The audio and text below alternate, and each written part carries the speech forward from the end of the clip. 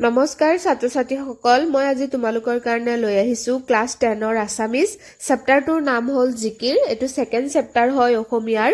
so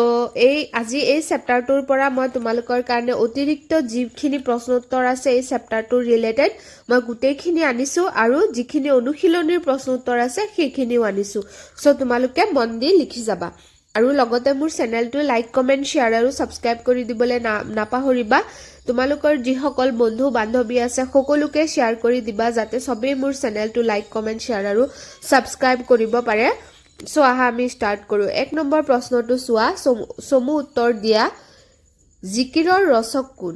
জিকিৰৰ ৰচক হ'ল শাহ মিলন নামৰ এগৰাকী ইছলামী সাধু তেওঁক আজান ফকিৰ বুলিও জনা যায়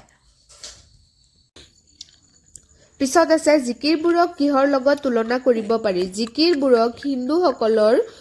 ভক্তিমূলক প্ৰাৰ্থনা বা স্তুতি গীতৰ লগত তুলনা কৰিব পাৰি পিছত আছে জিকিৰ শব্দটো কি শব্দৰ পৰা ওলাইছে জিকিৰ শব্দটো আৰবী জিক্ৰ শব্দৰ পৰা ওলাইছে এই শব্দৰ মূল অৰ্থ হ'ল ঘনে ঘনে উচ্চাৰণ কৰা ইয়াৰ পিছত আছে তলৰ শব্দবোৰৰ অৰ্থ লিখা ৰসুল আৰু মুমিন ৰহম কুতুব আৰু বান্দা এতিয়া ৰসুল মানে হ'ল দেৱদূত ঈশ্বৰৰ প্ৰেৰিত আল্লাহৰ দূত মুমিন বিশ্বাসী মুছলমান পিছত আছে ৰহম মানে হ'ল দয়া কুতুব মানে হ'ল ধ্ৰুৱ নক্ষত্ৰ পিছত আছে বান্দা মানে ভৃত্য পিছত আছে মক্কাৰ দুৱাৰত সাহাব জীৱই মাৰে তালি যেনে খালে হৌলৰ লগত দৰিকাৰ টপালি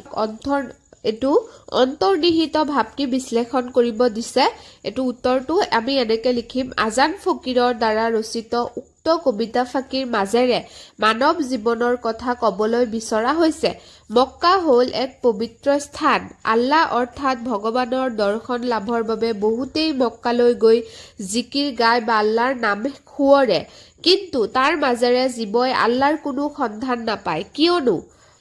জীৱন কালত যি এবাৰো আল্লাহৰ নিৰ্দেশ কৰা পথত খোজ দিয়া নাই তেওঁক আল্লাহই কাহিনীবাই পৰিত্যাগ কৰিছে মানুহে ভুল ধাৰণাৰ বশৱৰ্তী হৈ জীৱনত এটাৰ পাছত এটা পাপ কৰি শেষত মক্কালৈ যায় পৰম মুক্তি লাভৰ বাবে কিন্তু অসৎ কৰ্মত লিপ্ত হোৱাজনে মুখেৰে আল্লাহৰ নাম ললেই মুক্তি নাপায় শাল আৰু শ'ল মাছৰ লগত দৰিকা মাছৰ টপালিয়ে যিদৰে প্ৰভাৱ পেলাব নোৱাৰে তেনেদৰে আল্লাহক যি চিনি নাপায় তেওঁক মক্কালৈ গৈও আল্লাহক বিচাৰি নাপায় হাবাতুৰি খায় দৰাচলতে বিশ্বাসী মুছলমানজনৰ অন্তৰতে আল্লাহ লুকাই থাকে কেৱল মাত্ৰ তাক স্মৰণ কৰিলেই হ'ল তেনেকে এটো লিখিবা পিছত আছে ব্যাখ্যা কৰিব দিছে পানী মৰে পিয়াহত অগ্নি মৰে জাৰত খুদা ৰসুল লুকাই আছে মুমিনৰ আৰত এটো উত্তৰটো হ'ব প্ৰথমতে আমি এটো ব্যাখ্যা যেহেতু কৰিব দিছে সংগতি লিখিব লাগিব পিছত প্ৰসংগ পিছত ব্যাখ্যা এটা সংগতিটো হ'ব উক্ত কবিতা ফাকি আমাৰ পাঠ্যপুথিৰ অন্তৰ্গত আজান ফকিৰ ৰচিত জিকিৰৰ পৰা তুলি দিয়া হৈছে বা লোৱা হৈছে যিয়ে হ'ল এনেকে লিখিবা পিছত আছে প্ৰসংগ আল্লাহ অৰ্থাৎ ভগৱানৰ সান্নিধ্যৰ পথ কিদৰে লাভ কৰিব পাৰি তাকেই কবলৈ গৈ উক্ত কবিতা ফাকিৰ অৱতাৰণা কৰা হৈছে ইয়াৰ পিছত আছে ব্যাখ্যা পানী পিয়াহত মৰা আৰু অগ্নি জাৰত মৰা দুয়োটা কথাই অসম্ভৱ অৰ্থাৎ পানীৰ ভিতৰতে নিজৰ পিয়াহ গুছোৱা শক্তি লুকাই থাকে তেনেদৰে জুইৰ উত্তাপ শক্তিও নিজৰ ভিতৰতে লুকাই থাকে কিন্তু পানী আৰু জুইয়ে নিজৰ সেই শক্তিৰ কথা নাজানে একেদৰে পানীৰ পিয়াহত আতুৰজনে পানীক পানী বুলি চিনি নাপালে বা জাৰত কঁপি থকা জনে জুইৰ অস্তিত্বৰ কথা নাজানিলে তাক বিচাৰি চলাত কৰিলেও বিচাৰি নাপায় আল্লাহ বা ভগৱান আমাৰ হৃদয়তে আছে কিন্তু আমি তেওঁক চিনি নাপালে তেওঁৰ অপাৰ মহিমাৰ কথা নাজানিলে এই বিশ্ব ব্ৰহ্মাণ্ড চলাত কৰিলেও আল্লাহ বা ভগৱানক বিচাৰি নাপাওঁ সংসাৰ ধৰ্ম পালন কৰিবলৈ গৈ যি প্ৰকৃতিক কৰে জীৱ জগতৰ ক্ষতি কৰে নিজৰ স্বাৰ্থ সিদ্ধৰ বাবে আনৰ অপকাৰ কৰে তেওঁ নিজ হৃদয়ত থকা আল্লাহক দূৰলৈ যাবলৈ বাধ্য কৰায় কিন্তু যি সৎ কৰ্মত বিশ্বাসী প্ৰকৃত মুছলমানৰ কৰ্তব্য পালনত ব্ৰতী তেওঁৰ অন্তৰতেই আল্লাহৰ বাস তেওঁ আল্লাহক বিচাৰি হাবাতুৰি খাব নালাগে প্ৰকৃত মুছলমানৰ অন্তৰতে আল্লাহ বিৰাজমান ই পৰম সত্য পিছত খ নম্বৰটো চোৱা মক্কাৰ দুৱাৰত চাহাব ত্ৰিবেণীৰ ঘাট বেহাব নোৱাৰে তাত মায়াই ভেটে বাট সংগতি এতিয়া সংগতিটো এনেকৈ লিখিবা উক্ত কবিতা ফাঁকি আমাৰ পাঠ্যপুথি অসমীয়া সাহিত্য চয়নিকাৰ আজান ফকীৰ ৰচিত জিকিৰৰ পৰা তুলি দিয়া হৈছে প্ৰসংগ লিখিবা বাখ্যায় কবিতা ফাঁকিত মায়াত আবদ্ধ হৈ জীৱন পাৰ কৰা মানুহে জীৱনৰ অন্তিম দিনত ভগৱানক বিচাৰি গৈ হাবাথুৰি খোৱাৰ কথা কোৱা হৈছে মক্কাক পবিত্ৰ অৰ্থত ত্ৰিবেণীৰ ঘাট বুলি কোৱা হৈছে ত্ৰিবেণী অৰ্থাৎ ত্ৰিবেণী হৈছে হিন্দুসকলৰ পবিত্ৰ তীৰ্থস্থান হিন্দুসকলে পবিত্ৰ বুলি মানি অহা গংগা যমুনা আৰু সৰস্বতী নদীয়ে বাৰাণসীত যি ঠাইত মিলিত হৈছে সেই ঠাই হৈছে ত্ৰিবেণী ঘাট প্ৰতিগৰাকী হিন্দুৱে ত্ৰিবেণীলৈ গৈ তিনিও নদীৰ সংগম স্থলত স্নান কৰিব পাৰিলে সকলো পাপ খণ্ডন হোৱাৰ লগতে মুক্তি পায় বুলি বিশ্বাস কৰে সেই পবিত্ৰ মক্কাক ত্ৰিবেণীৰ লগত তুলনা কৰা হয় কিয়নো প্ৰতিগৰাকী মুছলমানে এবাৰ মক্কালৈ যাব পাৰিলে মুক্তি প্ৰাপ্তি তথা আল্লাহৰ সৈতে মিলন সম্ভৱ হয় বুলি বিশ্বাস কৰে মক্কা হ'ল মুছলমানৰ বাবে এখন পবিত্ৰ স্থান মক্কালৈ গ'লে হেনো পাপমুক্ত হয় বা জীৱই মুক্তি লাভ কৰে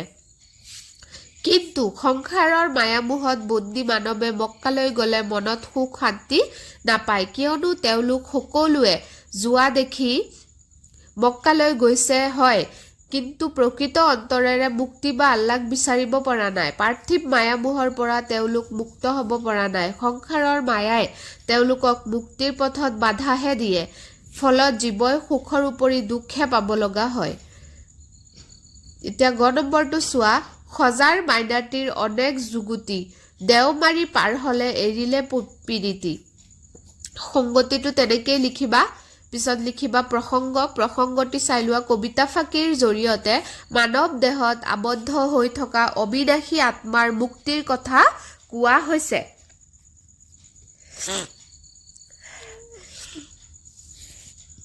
এতিয়া ব্যাখ্যাটো চাই লোৱা মইনা চৰাইক সজাত বন্দী কৰি পুহি ৰখাৰ দৰে আত্মাকো মানৱ দেহৰূপী সজাত বন্দী কৰি ৰখা হয় সজাত বন্দী মইনাই যিদৰে মিঠা মাত মাতি গৃহস্থৰ মন ভুলায় তেনেদৰে মানৱ দেহৰূপী সজাত বন্দী আত্মায়ো নানা ধৰণৰ আচৰণেৰে মানুহক সুখী কৰিবলৈ যুক্তি দি কাম কৰিবলৈ বাধ্য কৰায় উৰেটো জীৱন দেহটোৰ সুখ দুখৰ চিন্তা কৰি দেহটোৰ প্ৰেমত আচন্ন হৈ থাকে কিন্তু দেহৰ সৈতে আত্মাৰ এই সম্পৰ্ক খন্তেকীয়াহে এই সম্পৰ্ক ছেদ হ'লেই আত্মাই দেহ ত্যাগ কৰে আত্মা বা জীৱহীন দেহৰ কোনো মূল্য নাই গতিকে আত্মা বা জীৱহীন দেহক মৃতদেহ হিচাপে পুতি বা পুৰি পেলোৱা হয় ইয়াক লৈ আত্মাৰ কোনো দুখ নাথাকে মৃত্যুৰ পিছত সজা ত্যাগী মইনাই যিদৰে সজা আৰু গৃহস্থৰ প্ৰেম প্ৰীতিৰ পৰা মুক্ত তেনেদৰে আত্মায়ো নিজৰ মৃতদেহ আৰু সংসাৰৰ মায়ামোহ প্ৰেম প্ৰীতিৰ পৰা মুক্ত হৈ পৰে এতিয়া আছে সমাৰ্থক শব্দ এইকেইটা বাক্যৰ আমাৰ সমাৰ্থক শব্দ লিখিব দিছে এতিয়া আমি লিখিম চিন্তু মানুহ ভাবে স্মৰণ কৰে ঘাট মানে বন্দৰ পিছত পিৰিতি মানে প্ৰীতি বা প্ৰেম আসমান মানে আকাশ এতিয়া ঘাট মানে বন্দৰ মানে তো বুজি পাইছাই নদী বা সাগৰৰ পাৰত যোনবিলাক জেগা বনোৱা হয় নদী